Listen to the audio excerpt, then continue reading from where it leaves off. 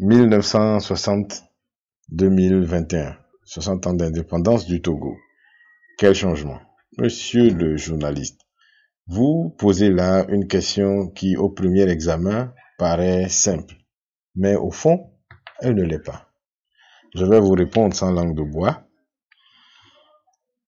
Les 61 ans d'indépendance, mis à part les 3 années d'exercice du premier président démocratiquement élu, premier et l'unique d'ailleurs démocratiquement élu au Togo, en la personne de M. Sylvanus Olympio, les 58 années restantes ont été un gâchis pour le Togo. Sylvanus Olympio, à l'époque, était l'un des présidents les plus instruits de sa génération, de son époque. Il avait de très grandes visions pour le Togo. Il était un patriote, un cocardier qui aimait profondément ce pays et, au risque de me répéter, qui avait de très grandes ambitions pour le Togo. Dès son accession au pouvoir, il a mis en œuvre plusieurs projets dans tous les domaines, que ce soit dans le domaine de l'agriculture, dans le domaine de l'éducation, en tout cas dans tous les domaines, il y avait des projets. Et M. Sylvanus Olympio rendait compte à la population à travers l'Assemblée nationale. Il se présentait devant l'Assemblée nationale chaque fin du mois, presque, pour faire l'état des lieux, pour donner l'état d'avancement des travaux et des projets dans tous les domaines donnés.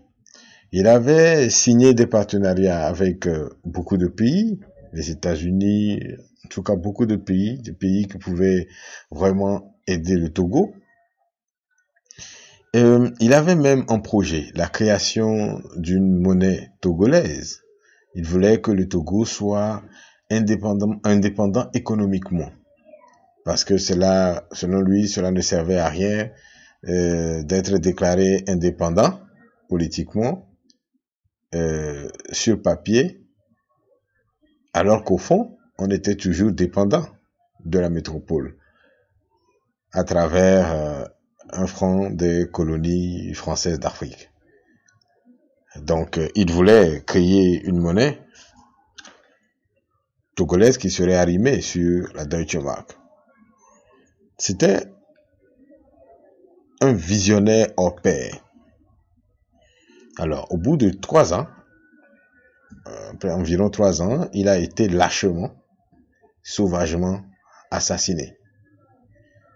Alors, les 58 dernières années, si on doit faire un bilan à ce niveau, vous savez que Gnassingbé Eyadema, le père du président actuel, a dirigé le pays pendant 38 ans, dans ces 58 ans-là.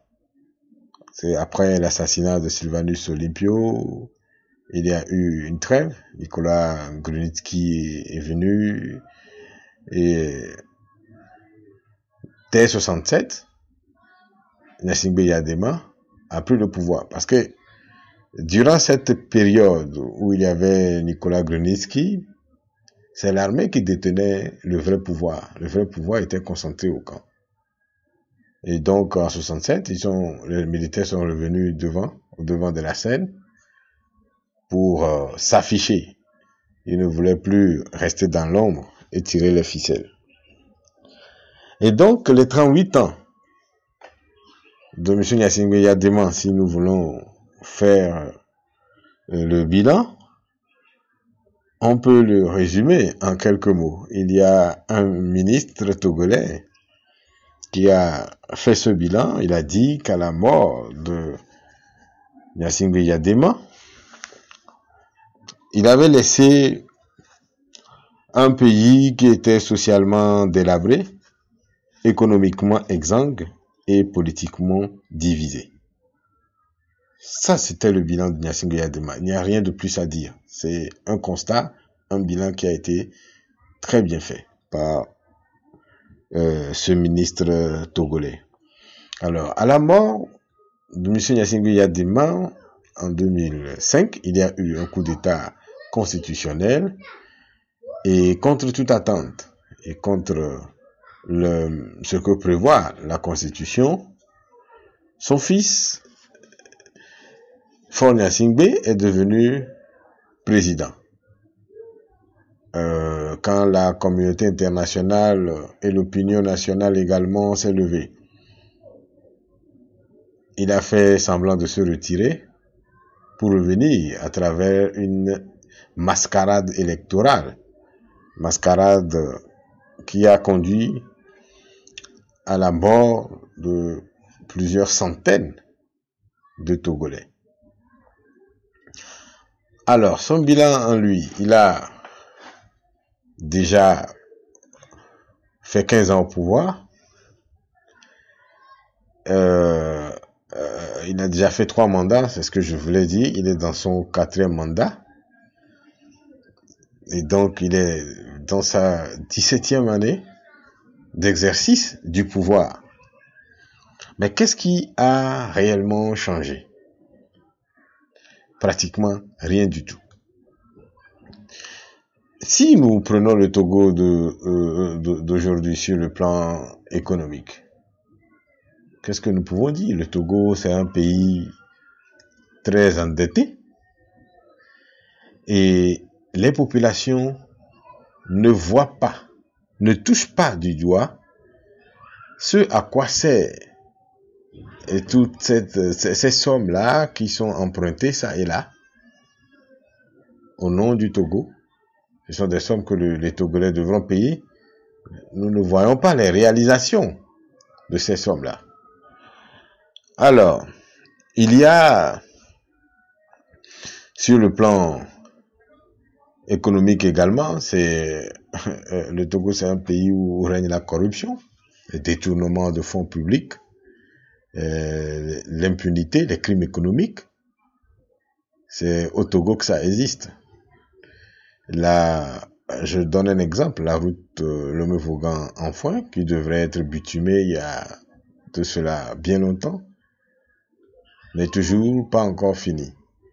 Et l'entreprise à qui on avait confié ce travail a disparu sur le terrain, emportant avec elle des milliards de nos francs, ou en tout cas des francs que nous devrons payer, puisque c'est au nom du Togo que tous ces prêts sont opérés.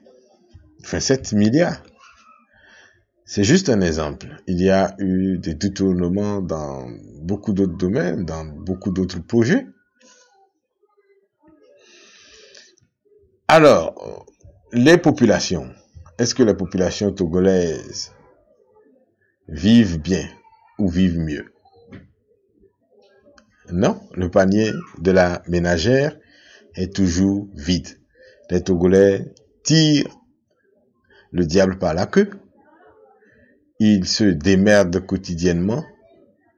Ils se battent corps et âme juste pour subvenir à leurs besoins et à ceux et aux besoins de leur famille. Mais ce n'est pas chose aisée, tellement les conditions de vie sont difficiles.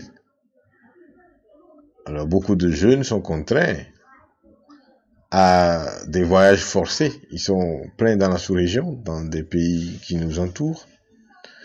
Et certains, dès que l'occasion se présente, ils cherchent à aller en Occident.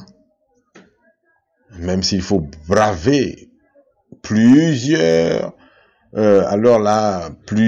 obstacles, plusieurs dangers, ils se jettent quand même à l'aventure. Sur le plan social, si on veut parler de la santé par exemple, les hôpitaux n'existent pas en nombre suffisant. Les quelques hôpitaux qui existent n'existent que de nom. Le plateau technique est vétuste. et parfois même vide. Il n'y a pas de matériel, il n'y a pas de lit suffisant dans nos hôpitaux. Vous vous rendez à l'hôpital de Tocoin, à qui on a donné de façon maladroite le nom de Sylvanus Olympio, cet homme visionnaire. Vous allez à l'hôpital de Tocoin, vous verrez des malades couchés à même le sol, des enfants qui traînent dans les couloirs. Il n'y a pas de lit, il n'y a pas d'espace. Et des fois même, on se dit qu'il n'y a pas de médecin traitant, puisque les patients sont livrés à eux-mêmes. C'est ceux qui ont une chance qui sont traités, mais alors là, d'une manière qui laisse à désirer. Et beaucoup de Togolais perdent la vie dans ces hôpitaux, que le président de la République même a qualifié d'hôpitaux mouroirs, de mouroirs. Beaucoup de gens perdent la vie pour des raisons banales, pour des causes anodines, des maladies qui pourraient normalement être traitées de façon très très facile, conduisent beaucoup de Togolais à la mort. Et nos cimetières sont pleins de gens, de corps de gens qui auraient pu continuer par vivre si et seulement s'ils avaient eu la chance de naître ailleurs qu'au Togo. Au niveau de l'éducation, ce n'est pas rose non plus. Les salles de classe manquent. On voit encore au XXIe siècle au Togo des élèves qui s'asseyent à même le sol pour apprendre, pour étudier. Certains, ceux qui ont un peu plus de chance, s'asseyent sur des troncs d'arbres, sous des apatames de fortune, pour étudier. Et quand il y a les intempéries, la pluie, par exemple, les classes cessent et tout le monde doit rentrer chez lui. Les enseignants menacent chaque temps, ce sont des grèves. Et ces enseignants aussi sont menacés par les autorités. On leur demande de faire leur travail, eux aussi, ils réclament de meilleures conditions de travail. Et c'est ainsi que notre système éducatif est aujourd'hui. Et sur le plan politique, eh bien, le pays est toujours divisé. Il n'y a pas de cohésion, il n'y a aucune cohésion. Ceux qui sont au pouvoir considèrent qu'il faut dominer les autres, qu'il faut écraser les autres, et alors ils passent par des ruses et des subterfuges pour écraser les autres, pour les détruire complètement. Alors que la démocratie suppose que toutes les forces vives de la nation travaillent dans une certaine harmonie pour faire avancer le pays. Le pays nous appartient à tous. Et donc, qu'on soit du pouvoir, de l'opposition, de la société civile ou citoyen lambda, on a le droit d'avoir voix au chapitre et d'apporter sa contribution aussi modeste qu'elle peut être. Et donc, voilà le bilan que je peux faire des 61 ans d'indépendance du Togo. Pour moi, c'est une catastrophe.